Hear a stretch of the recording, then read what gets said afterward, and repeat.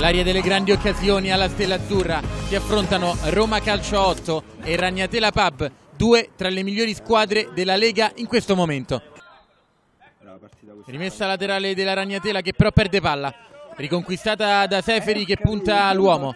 Seferi, doppio passo di Seferi sul sinistro, il suo tiro sul primo palo, beffa Ripani ed è 1-0 il vantaggio della Roma dopo soli 3 minuti. Che guizzo di Seferi! Perde un'altra palla la Ragnatela, allora ne approfitta Seferi, l'arbitro però fischia la punizione. Quinquinio dal punto di battuta, il suo sinistro sulla traversa, che punizione Quinquinio. Pallone adesso tra i piedi di Tombesi che carica il sinistro, alto di poco. Adesso Morezzi sul cerchio di centrocampo, pensa al tiro, lo effettua, fuori di pochissimo. Pallone sulla sinistra per Mezzetti che viene messo giù e sarà calcio di punizione. Ovviamente Quinquinio con il mancino, Quinquinio palla dentro, arriva Leacche che con un rimpallo dà ai suoi il gol del 2-0. Grande raddoppio della Roma che adesso può controllare la partita. Ancora la Roma nella metà campo della Ragnatela. Seferi si gira con una magia, Seferi a tu per tu con Ripani, Seferi la parata di Ripani, arriva Guadagno, il salvataggio sulla linea, incredibile. Ancora la Roma in profondità, sempre a cercare Seferi con il mancino, fuori di pochissimo.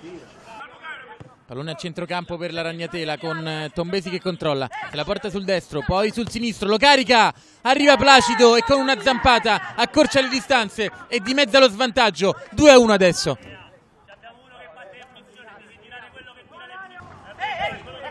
Ancora la pressione della Ragnatela, pallone per Lani che prova un doppio passo, ancora Lani, il suo sinistro, fuori!